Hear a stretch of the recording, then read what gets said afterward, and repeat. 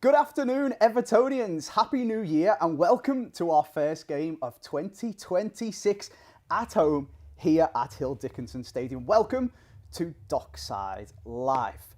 2026 is here. It's our first game. 2025 was a year of huge progress for Everton, both on and off the pitch. 59 points we got in the calendar year, which is a total that Everton haven't betted, or have only betted once since 2013. Today we come up against Brentford, who are just 1 point behind us in the table, but are a team we usually do quite well against. In our last 6 games against them, we've had 3 wins and 3 draws. And Brentford also are really struggling on the road this season. 9 times they've played away from home with 7 losses. So we are looking to start 2026 with a bang, pick up where we left off in 2025 after picking up 3 points away to Forest, and pick up 3 more points here at home at Hill Dickinson Stadium. I am absolutely delighted to be joined on the sofa today by a man who I've just been giving away signed programmes from, Mr. Tony Hibbert. The fans were delighted to pick those up out on the plaza before the match. We did a little bit of social content. Welcome back to the show. Cheers, thank you. This is, as I've just said, Dockside Live. It is live across all of Everton's digital platforms for our pre-match show. That is YouTube, the whole lot, and of course, the members-only sections, where we will go exclusive for some match commentary from Dan Griffiths and Ian Snowden, have a little bit of exclusive halftime show from myself and Tony, second half commentary, and then a post-match breakdown as well. That is all available if you are an Forever Blue Plus member, a season ticket holder, a premium ticket holder, all the good stuff. You can find out all the information on the website. Now, first things first, on the show today, as always, let's run you through today's team news, as we've got some changes in the squad. One place that, of course, never changes for Everton is in goal. Everton's number 1, Jordan Pickford, 8 clean sheets this season, behind only David Raya in the league. He is absolutely flying in goal. Back at right back today, after a stellar performance at centre-back, is Jake O'Brien. James Tarkowski, once again, captain in the team at centre-back, and paired up with a man who he's played most of the games at centre-back this season. Michael Keane is back after missing out at Forest, and Mikalenko rounds off the defence at left-back. In the midfield, we've got that same partnership that we've had for the past few games. Tim Irigbunam after dominating the midfield, and James Garner after a goal, assist and a man-of-the-match performance on the road against Forest. Right midfield, Tyler Dibbling starts for the 3rd time in a row and his first start at home. Dwight McNeil playing in the middle for his 4th start in a row in the 10. Jack Grealish returns after injury to the left wing. And up front, Tierno Barry once again looking to score his first goal, not against Forest, after scoring in both games against them this season. Tony, initial thoughts? Grealish is back. O'Brien's back at right back. What are you seeing from what the manager's done? Yeah, and obviously they're the ones, the key players for us. I think obviously you've got to start Jack whenever he's fit. He's been key for us. He's a top talent, so he's got to be starting. I don't think, obviously, missing him in the way of the last game, it was like it was a bit of a shock seeing it, but yeah, obviously as soon as he's fit again, you want to get him straight back in. Despite the fact that the lads put on one hell of a performance away at Forest, I can't even think of the words to describe it. The grit, the determination. Everyone who played there, probably, you wouldn't be surprised if they kept their positions in the team, but it's Grealish. Football, yeah. This is football, this is what happens. Obviously, you'll have players who, more or less, who will depict themselves, really, and obviously it does go on performances, but the manager will have his way. He's the one who picks his sides. But yeah, I think last week, obviously the last game was grit, more of grit from us, not more or less performance-wise on the ball, but a determined team, and that's what it was. And obviously, we done good. It was good play from us. We needed that away. You need them games, but yeah, it was good. It was one thing that the manager will look at. He will see the players, but yeah, determined and players coming back in. This will be key here for us today. Michael Keane back in the squad as well. I think O'Brien will probably be a little bit disappointed to be back at right back. He's still, of course, in the starting 11, but he did really well at centre back. But then Michael Keane has been star of the show in defence this season. Yeah, it's the partnerships. Obviously, they've been playing for a good few games now, so they'll have an understanding. It'll be a partnership. You don't really want to break up your 2 centre-halves. So ideally, yeah, you will go to get injuries, you will get suspensions. It can't be helped, but as soon as your 2 parents come back together, you want to play them again because they've got so much of understanding for playing games together. So it's a football decision. The manager knows that, but it's one what you want and you need, really. Yeah. A little note on the bench as well before we hear from the manager himself. Patterson drops down. Beto Roll played 10 and right back in the last game, and Harrison Armstrong as well. So a bolstered defence with Harrison recalled from loan from Preston. Do you expect to see him come on today? Depends how the game goes. I think he offers something which, from midfield to get into the box, will and beyond. I think he's a good player. He's still young.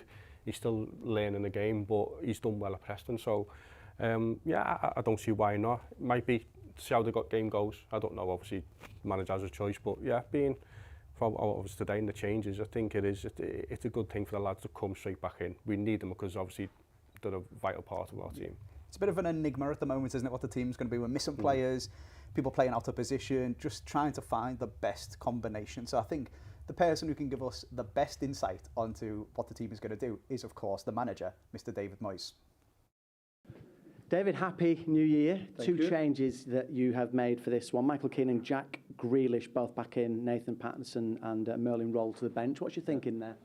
Well, obviously getting Michael Keane back fit, which I didn't expect, and Jack sort of getting better after illness, has come back into the team, which we've been using for most of the season. So hopefully that will give us that solidity and sort of continuity which we've had for the early part of the season. You've had slim pickings, I think it's fair to say, with your squad because of illness and injury, and AFCON. You've brought Harrison Armstrong back from Preston North End as well. So what challenges have you faced and how have you faced them? Well, we've had challenges with obviously our numbers still today. You know, not having Ellie and not having Kieran Dewsbury Hall is really important for us as far as goal scoring and goal making is concerned. So it is a concern to me, but look, it's part of it. You know, all the players get opportunities to show what they can do. That's what they're here for. They've done a very good job in midweek, so we hope we can continue it today. And just finally, Keith Andrews saying some nice things about you and your career in going into this game as well. A blossoming career for him so tonight. He's already got the most number of wins at this season in any of Brentford's previous Premier League campaigns. Yeah, what we want really good young British managers coming through. Irish as well, you know what I'm saying? So, you know, and I think he started the job really well. I think a job where folk would have been thinking it was a difficult job to take on after Thomas Frank, how well he done there, but he's taken it very easily, and hopefully he's not too good at it, that's for sure. Thank you, all the best today. Thank you. Thank you. Keith Andrews there mentioning how well David Moyes has done as Everton manager. I was going to ask you about what you think we should be aiming for today, what result you think you're going to get. But I think the praise from an opposition manager for our manager really shows how well Moyes has done, how he's changing the atmosphere at the club, how he's changing the ambitions and the expectations. That I'm basically just going to tee you up and say, we expect to get 3 points, right? Well, yeah, you take that, you'd hope so. It's still going to be hard. Obviously, Brentford a good side, they are a good side. But from another manager saying it, obviously you could see from the outside the club was, it didn't have a direction. It was like the fans were disconnected from the club. It was a bit of a mess. Obviously, Dave Moyes has come in, you knew what he was going to do. He was going to bring everyone together. The fans have bought into everything like what Moyes wants. The players are showing more character, they're showing more passion for the club. And it's just everything is pulled together. The club is in a lot of better place than what it was. And the stability of the club was the main thing, really, to stay in the Premiership and be as a stable in a way of looking from the outside. That's the big thing. It needs to look stable. Then we can move on, then you can interact all the players and get better as the season goes on. And start looking up the table rather than down. Yeah, that's the big thing. Obviously, that will come with points in games, obviously, but yeah, to stabilise the club is the main thing, but yeah, to look up, that's what you need. If we do have a quick look down, just briefly, 1 point behind us is Brentford. So it's a close game. Lots to play for, super tight table. One thing I would point out, Everton's form home and away is perfectly balanced. We've had 14 points at Hill Dickinson and we've picked up 14 points on the road. Whereas if you look at the opposition today, if you look at a home table, they are Champions League form. They are fourth in terms of just home games. But if you look at an away table, they're only outside the relegation zone on goal difference. So there's a huge disparity there. Yeah. We'll be looking to elevate our home form, pick up 3 more points and show how much of a fortress Hill Dickinson can hopefully become. Does that give you confidence as a player, knowing that a team is coming to your home stadium and they have really, really struggled away from home? It does, because they'll know all the figures, they'll know all the stats, they'll know that. So it does help in your mindset. They're not the best on the road. but it's also, it helps us being at home as a player, come and playing at home. That's a massive boost for us as well. So I'm hoping they both come together today, and obviously we do a good performance and we do win here, because we do need to pick more points up. I would like to pick more points up in here. It does need to be a fortress the way Goodison was and looked upon by other teams coming to Goodison. We do need to make this the same here. Speaking of results on the road though, we had an excellent result on the road when we headed to the City Ground to take on Nottingham Forest. Here's a little snippet of it from our YouTube channel. You can check out the full thing over there. Let's have a little look at On the Road, away at Forest, where we picked up a wonderful 3 points in a 2-0 win.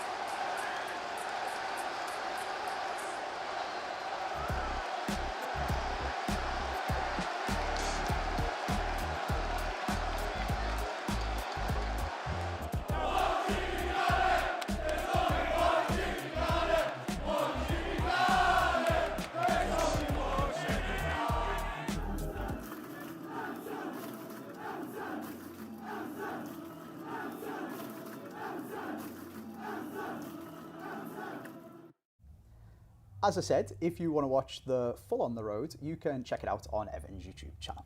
You're currently on Everton's YouTube channel, probably. There's a lot of you guys in the YouTube comments watching from all over the world. Shout out to Dave Elliott, who's watching all the way from Perth in Western Australia, from the other side of the world. There's toffees absolutely everywhere. It is filling up with loads of Evertonians in here now as we get ever closer to kick-off. Watching that back, it was a good win. It was a scrappy win. But now we're back at Hill Dickinson.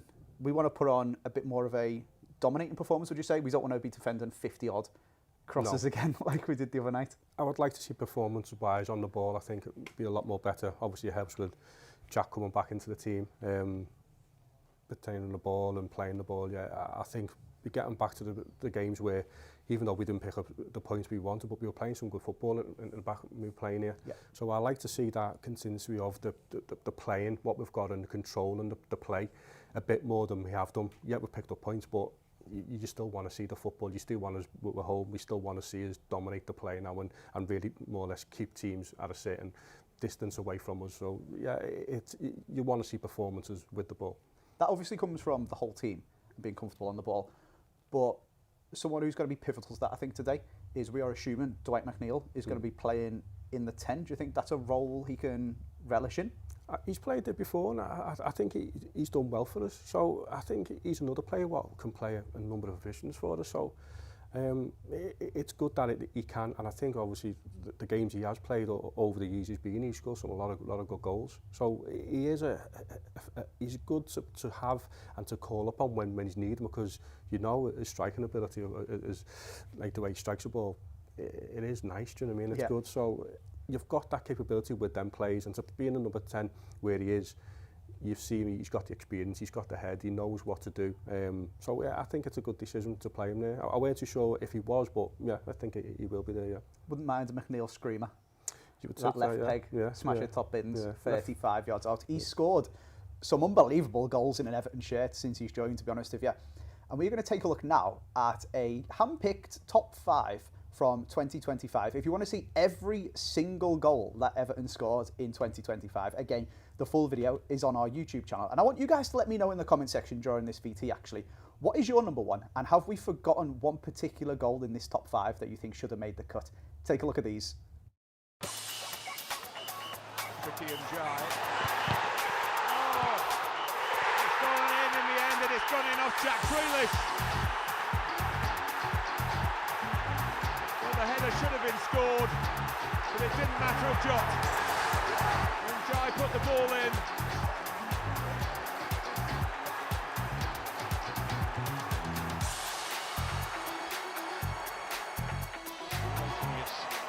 First goal in an Everton shirt, he's got involved there. And the referee happy with what he saw. Iliman Jai trying to step away from the challenges he has done. It's Iliman Jai! It's magical from Iliman Jai! Sunderland protest, but the referee was happy with what he saw, and then we saw the dancing feet of Iliman Jai.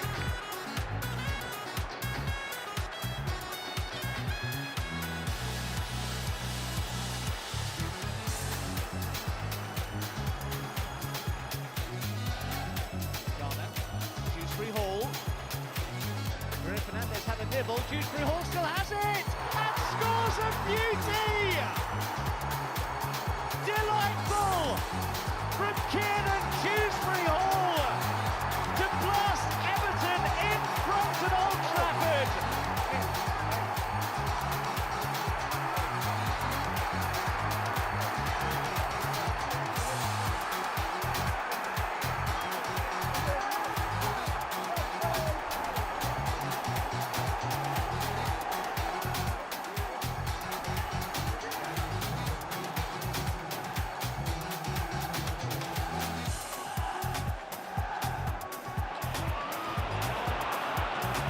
On the run on Gray, now taking on Dragasine, going past him, it is a brilliant second. Woodison Park is a place revitalised. Calvert-Lewin, Alan Jai, soon in Everton inside half an hour.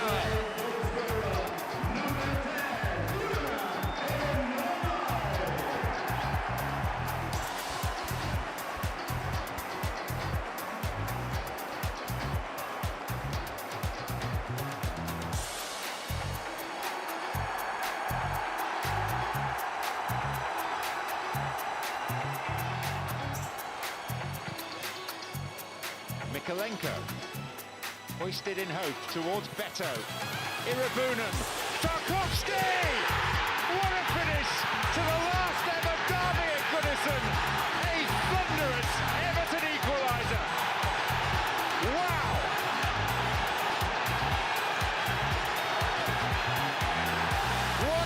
to sign off at the Grand Old Ground.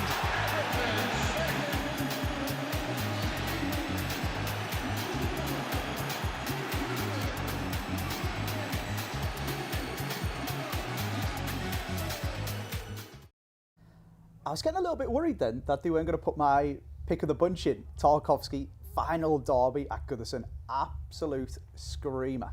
Yeah. That's got to be number one? I would say number one, yeah. That's by far, in a derby, yeah, take that all day. It's the impact of it as well, last minute. A big centre-half striking like that, yeah.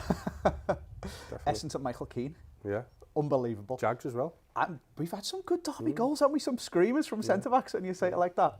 Love to see it. Like we said, fingers crossed, just for some goals, to be honest with you. It doesn't have to be a screamer. I'll take 2 tap-ins, to be honest, if you're here today. Yeah.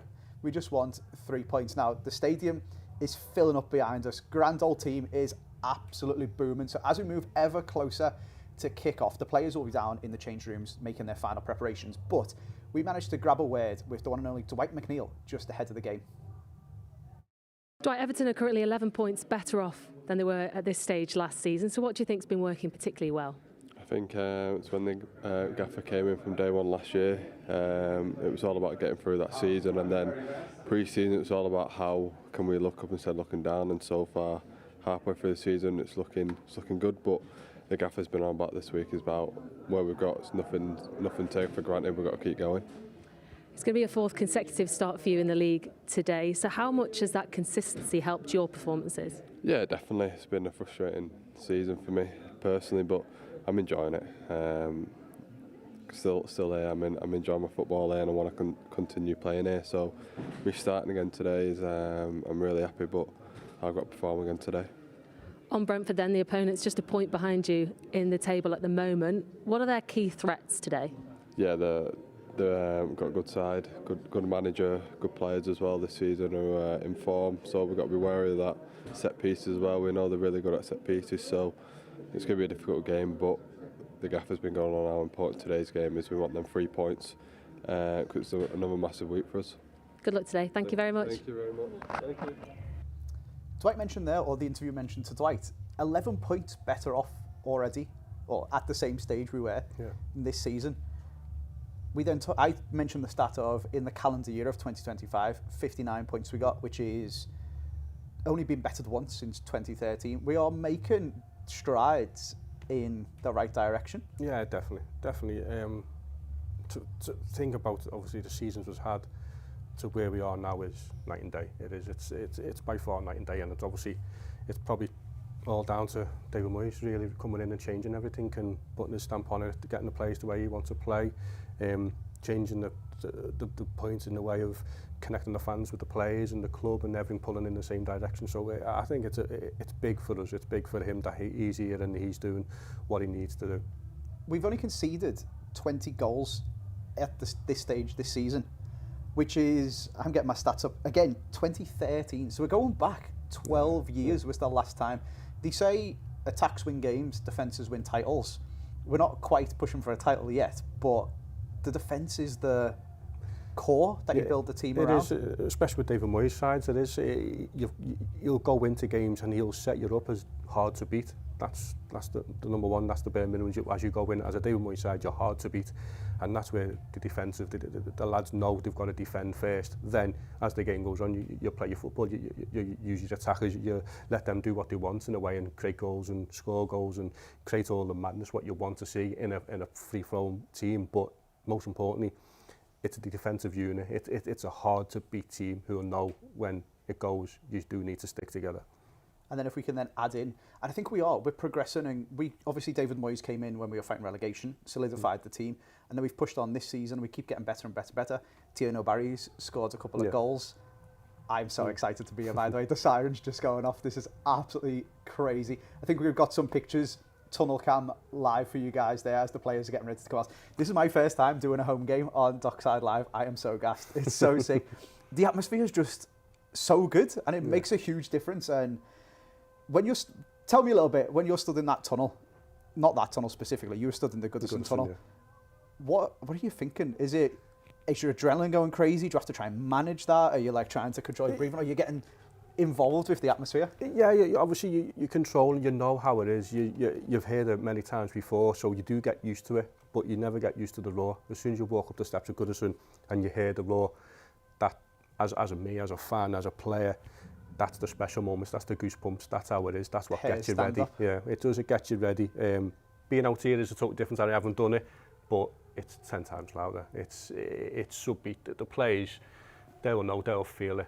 This noise here is special. I think I mention it every time I'm on this show. When I was out there for a game, my smartwatch shouted at me basically saying, you need to put some earplugs in, this is far too loud. Like I was doing a DJ set or something. I was just sat over there, the siren goes off, the crowd goes crazy, it reverberates around the ground. Yeah. That's going to, again, Brentford are professional footballers as well, so it's not going to strike fear into the hearts of them, but it's going to be like, okay, we're coming here for a battle. And yeah, it does. It does help. It does really, really help. As a home lad playing at home, it does. It helps in a way, gets you going and gets you understanding how we are and this is us. Obviously going to away games and you're hearing for the first time as well and seeing all it, it is a bit, it takes your mind off and makes you think, wow, bloody hell, what is going on here, do you know what I mean? So it does, it works in both ways, but being at home and being an Everton supporter and seeing this, it's crazy, isn't it? It's so good. It's so good. Does it make the first 5 or 10 minutes of the game really important as the players playing at home to go out, get stuck in, make your mark on the game and get the crowd behind you? I hope so, yeah, because that's how it felt for us being at Goodison. That's how it felt. You had to, you knew the crowd, the cheering before you even kicked the ball. So it put that like a bit more energy into you, and you knew you had to start quick, you knew you had to set the tempo of the game.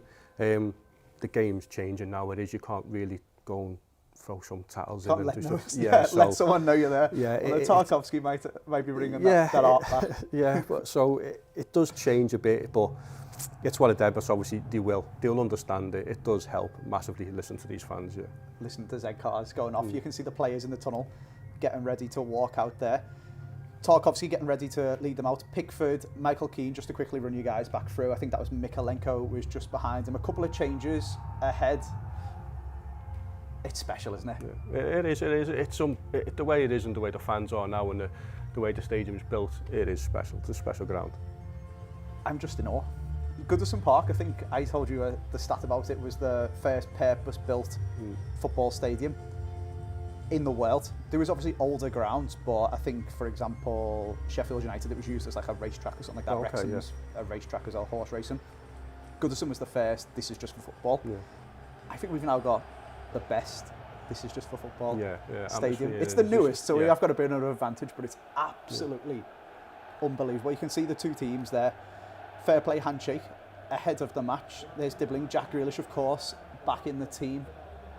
I'm excited to see what Jack can do. I feel like he was flagging a little bit. He played a lot of football before getting sick. He's had a week-ish off, a game off. Are you expecting to see a big performance from him today? I wouldn't say big. I think with Jack, you see at a level that he's totally above everyone and he's so calm. I don't think you'll see absolutely blistering and then he drops off again. You just see consistency. I think his level is world class. So it's in a way of you're expecting a level from Jack and that's what you see. He does get you off the seat, but it's also really calm the way his movement is and the way he moves, and it just looks so calm for him. He's enjoying his football, that's the main thing. You'll see the best of him when someone's enjoying the football. I think he's the one who will help us in a way of control the ball today, because they want to control the ball, they want to control the fans, they want to dampen the noise down, they want to make it bored and they want to upset everyone here. You need to change that. You need to make sure they know they're in the game. Obviously keep the ball when it needs tackling, when it needs going forward, go forward. It needs, in a way, being a home. There's a lot more on you as a home player. It's a way of to live up to it, to put a performance in. So yeah, I think to the likes of Jack, it will help us being in the squad, no matter what. You can elevate the players around them as well by bringing them into the game. You can pass them the ball when there is 2 or 3 people around them. He's perfectly comfortable to just take control of the game, and that is it. Yeah, he'll take the ball anywhere. You need them in your team. So we are now going to throw over to our commentators, but first we have got the Everton Remembers tribute, where we'll be remembering members of the Everton family who have sadly passed away in 2025.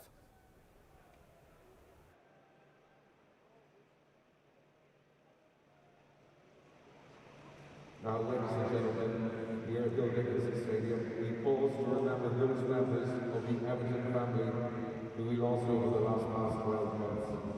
With a minute of pause, which will start with the sound of the referee's whistle.